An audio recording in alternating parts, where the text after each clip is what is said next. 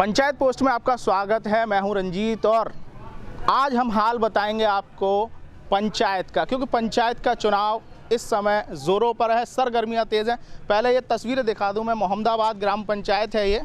यहाँ पर क्या हाल है, कभी अंग्रेज़ों के समय में ये रियासत हुआ करती थी और लेकिन हम आपको दिखाते हैं गांव में कितने प्रतिष्ठित लोग भी रहे हैं।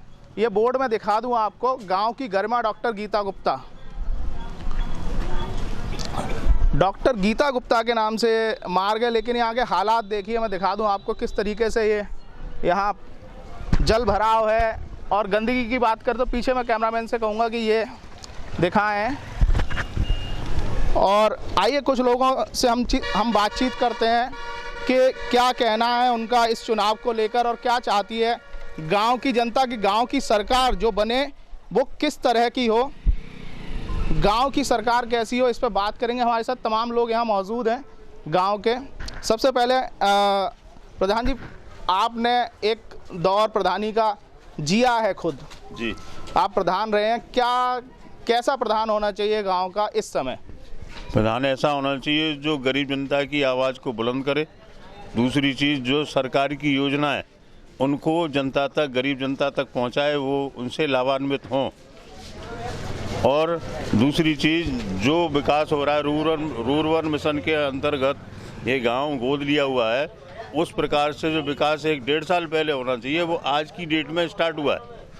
वो पैसा पड़ा हुआ है ररवन के तहत जो पैसा रूरबन, हाँ ररवन, श्यामा प्रसाद मुखर्जी जो पंचायतें चुनी गई थी उनमें अच्छा पैसा भेजा था सरकार ने विकास के लिए। चुनाव गया था उसमें, तो क्या विकास हुआ उसमें विकास ही हुआ है। एक मजरे का विकास हो गया है। भाजपा की जो विकास है, विकास की गति बहुत लेट है। यहाँ तो विकास थोड़ा अब स्टार्ट हुआ है, आगे लास्ट में स्टार्ट हुआ है यहाँ पे। मेरा सवाल आपसे ये, आप काफ़ी समय तक प्रधान रहे, लेकिन इस समय क्योंकि सरकार भरपूर पैसा दे रही है विकास के लिए गांव के, क्या उस स्तर पे विकास हो पाया है? दूसरी चीज़ ये है कि एक टंकी है हमारे यहाँ जिसकी पाइपलाइन की जो मानक के हिसाब से डाली नहीं गई, न हम लोगों को उस टंकी का पानी मिलता है। और वो जिस स्पॉट पे खड़े हुए हैं उससे कम से कम 20 फीट नीचे है। हमें एक टंकी की व्यवस्था चाहिए इधर, जिससे पानी की, पेयजल की समस्या बहुत बड़ी है। आदमी बहुत परेशान है पानी से। अभी नल और कूप तो है नहीं और समर से ही भरता है पानी। कहाँ से लाएगा पानी? बिजली चली जाए 4 दिन के लिए तो बत्ती पानी नहीं मिल पाता है। हमारे साथ और भी लोग यहाँ मौजूद हैं।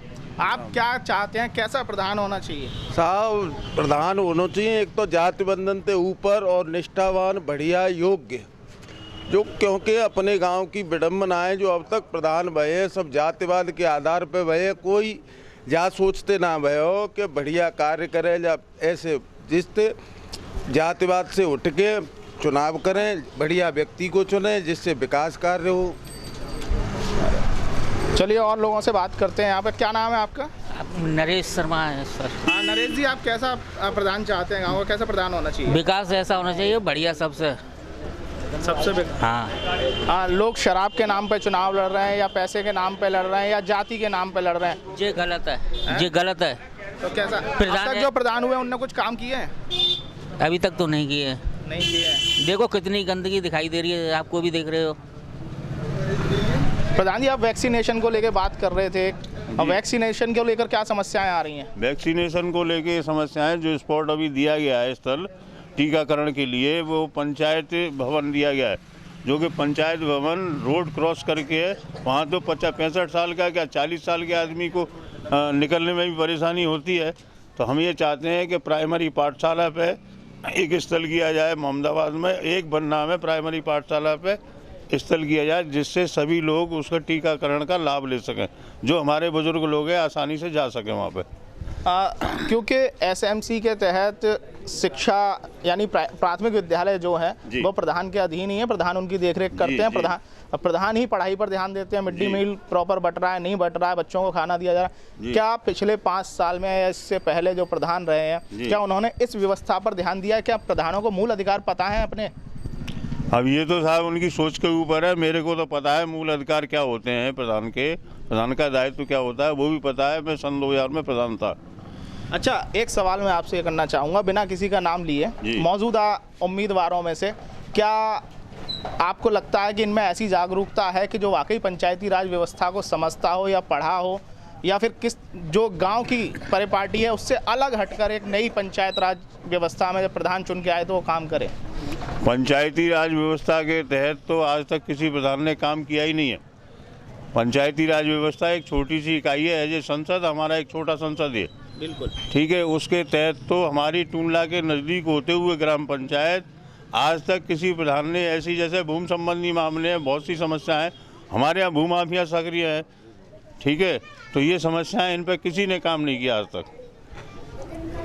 तो इस बार प्रधान ऐसा चुन के आना चाहिए जो जागरूक हो, पढ़ा लिखा हो। पढ़ा लिखा हो, जागरूक हो, जो सारी जनता को साथ लेके चले, उनकी समस्याएं सुने, जन जन से संपर्क करे, ऐसा प्रधान चाहते हैं हम। आज भी आज़ादी के करीब 70 ईयर्स बाद भी आज भी गांव में वही व्यवस्था कायम है। अगर बात करें विकास की तो विकास से गांव अछूते हैं। अब लोगों को उम्मीद है कि जो नया प्रधान बने वो विकास परक हो, जागरूक हो। अब देखने वाली बात ये होगी कि आखिर यह चुनाव जाति के बंधन से टूटता है या शराब जैसी तमाम जो भ्रांतियां और तमाम दिक्कतें जो चुनाव में आती हैं उनसे अलग हटकर क्या वाकई कोई जागरूक प्रधान चुना जाएगा या नहीं। Ranjit Gupta, APC news, Firozabad.